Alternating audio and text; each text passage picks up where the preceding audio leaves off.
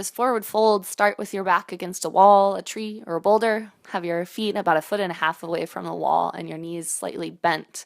And fold at your waist, spinning your tailbone towards the sky. Bring your belly towards your thighs.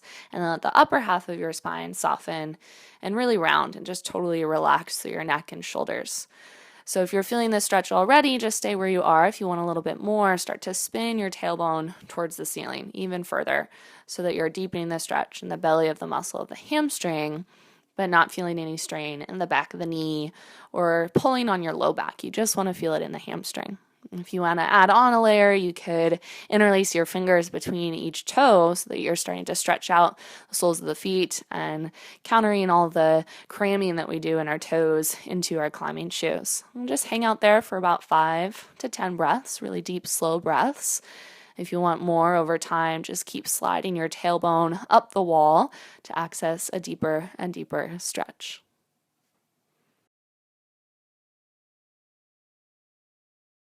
This next movement is the shoulder flow. You can start either standing or sitting down, but just make sure that your torso is as neutral as possible so your spine is really tall.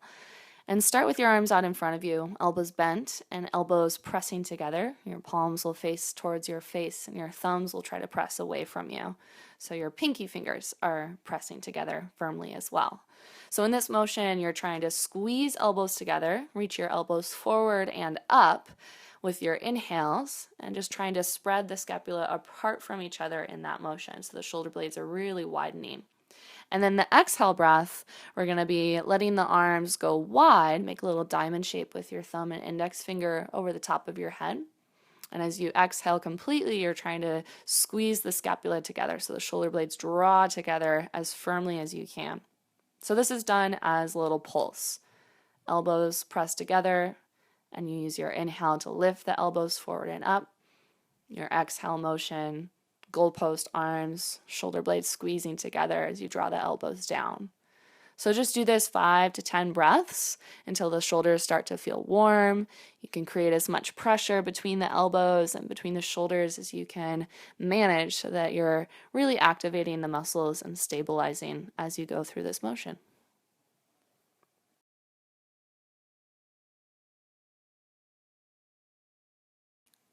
For Plank Plus, try to complete 10 full rounds, either from a tabletop, a hovering table, or a full plank position. Try to articulate the range of motion between the shoulder blades, going from their two extremes. So either shoulder blades, the scapula are moving towards each other, your chest sinks towards the floor, and you're trying to pinch the shoulder blades together, or the opposite extreme, where the shoulder blades are spreading apart and the space between your shoulder blades is trying to lift towards the ceiling.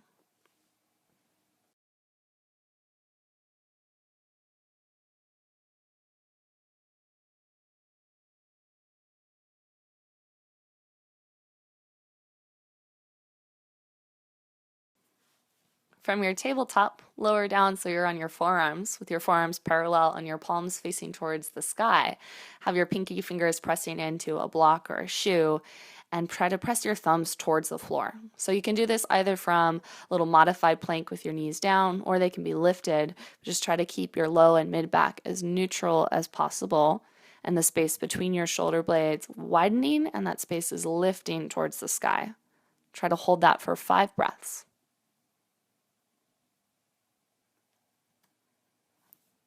After 5 breaths, tuck your toes under and start to walk your feet forward. Keep your knees bent and try to deepen the crease in your waist so your belly is moving closer towards your thighs and your tailbone is lifting towards the sky. Try to create a straight line from your tail to your elbows. Let your head be relaxed in between the arms, but be mindful of what the shoulders are doing. Try to press your thumbs towards the floor, externally rotate your shoulders, and keep that space between the shoulder blades really broad. Again, hold this for 5 rounds of breath.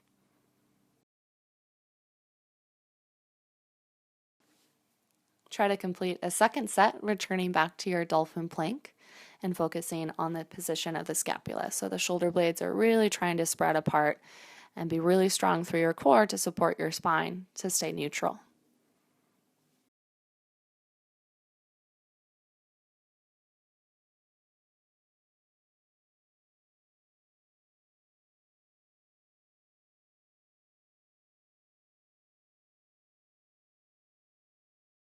After a second set of 5 breaths here, come back into your dolphin pose, being mindful of that space between the shoulder blades staying broad, and try to complete another 5 rounds of breath here.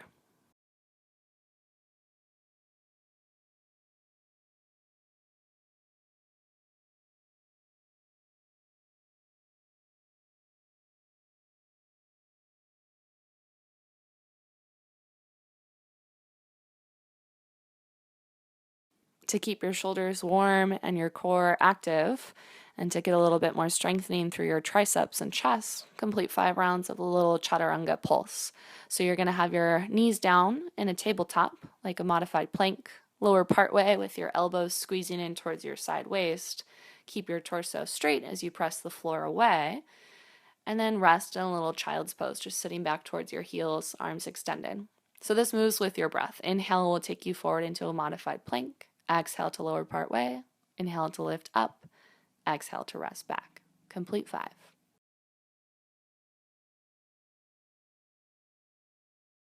For bound locust pose, lower down onto your chest and untuck your toes so the tops of the feet press into the floor. Firm up your legs first, and then interlace fingers behind you and peel your chest off of the ground. Try to have your neck fairly neutral and keep your legs firm. Tuck your tail actively and breathe deeply into your chest as you stay floating for 5 rounds of breath. After 5 breaths, soften back down to the ground and rest for just a moment.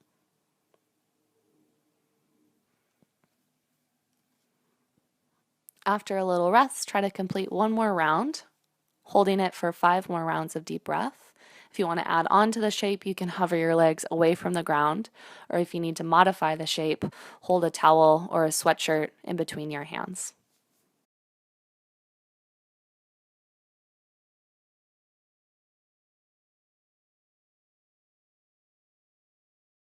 For the deep chest opener, stay laying down and bring one arm out to 90 degrees, straight out to the right.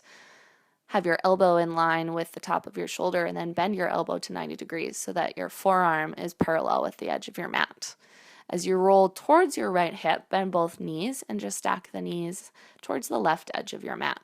You can press off with your left hand if you want more sensation, so you're rolling more towards your right shoulder, or if you need less sensation, just roll more towards your chest.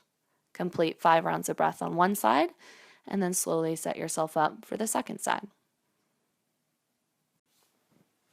Match the same variation on the second side, but there's also ways that you can modify this, either extending the arm so it's just simply straight, or twisting deeper and maybe finding a bridge pose leg with one knee pointing towards the ceiling and the foot on the floor stepping behind your bottom leg.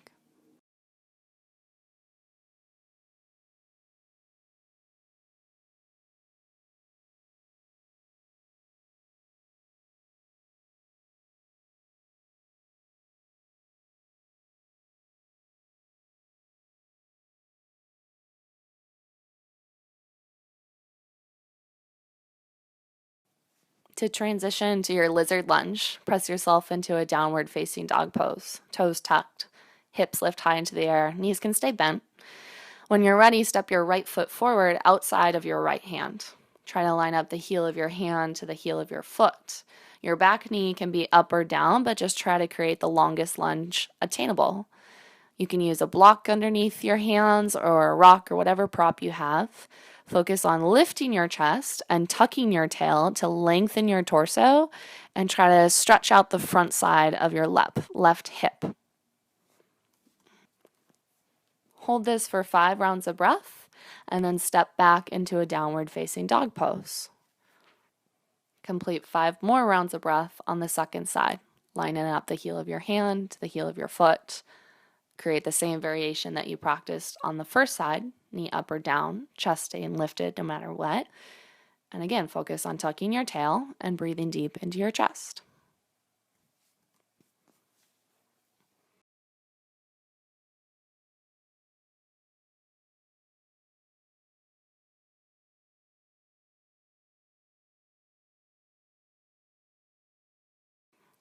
After 5 rounds of breath on the second side, step your right foot up to match the same shape as your left leg. Knees pointing in the same direction as your middle toe and hips sinking as low to the ground as you can manage without lifting your heels off the floor. Elbows to inner knees, and just try to focus on lifting your chest. After a couple of breaths in the squat, go ahead and lower down to your seat, and we'll transition to reverse tabletop. From your seat, place your hands behind you with your fingertips pointing towards you, your feet hip distance apart, and your hands shoulder distance apart. Tuck your tail to lift your hips. Feel the stretch across the front side of your chest and your shoulders, and breathe into that space at the front side of your chest. Stay for 5 breaths, and if you want more intensity, straighten your legs and point your toes towards the ground.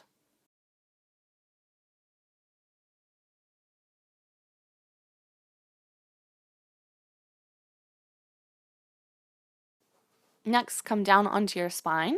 Bring your arms alongside your waist and your heels directly underneath your kneecaps. Feet about hip distance apart, and then tuck your tail to lift your hips just 3 or 4 inches off the ground. Flex your feet and dig your heels into the floor like you're trying to squeeze your heels towards your glutes.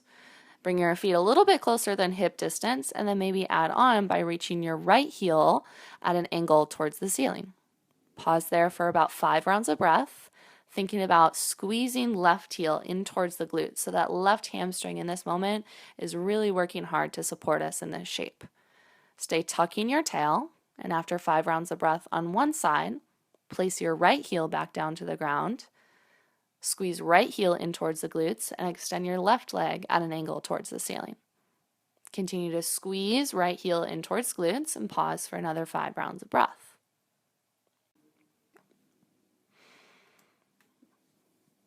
After 5 rounds of breath on each side, maybe try extending the heels a little bit further away from you, placing the heel beyond the point of your left knee, and then extending your right heel again towards the ceiling. Pause there for 5 rounds of breath.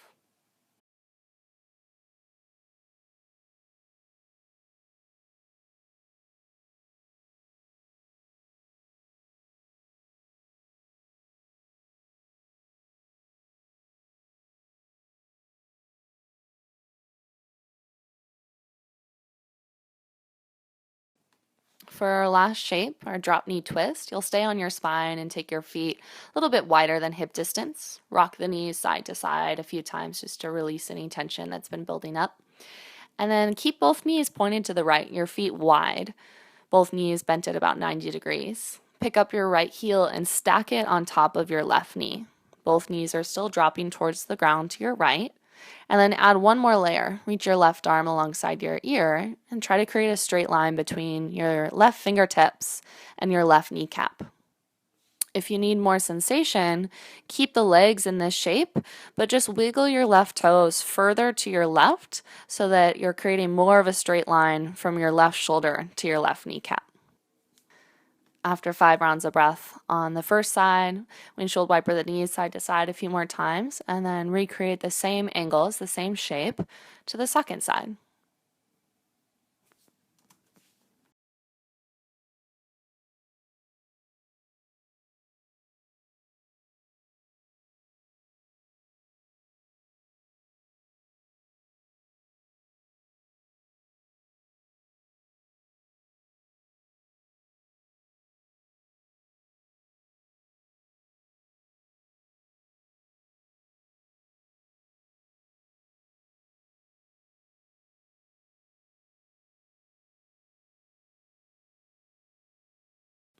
Now that you've completed the full sequence, if you feel like you need more modifications or further challenges to make these more difficult, make sure that you reference the breakdown videos to get those details. All right. Hello, my name's Alex. I'm Aubrey. Thank you so much for watching this video, sticking it through with us. Hit the subscribe button if you want more updates on future climbing training progression videos. You can always find 15 minutes to do something that's really therapeutic, really helpful to help your climbing through a simple progression of postures. So that's what we tried to create. Absolutely. High five.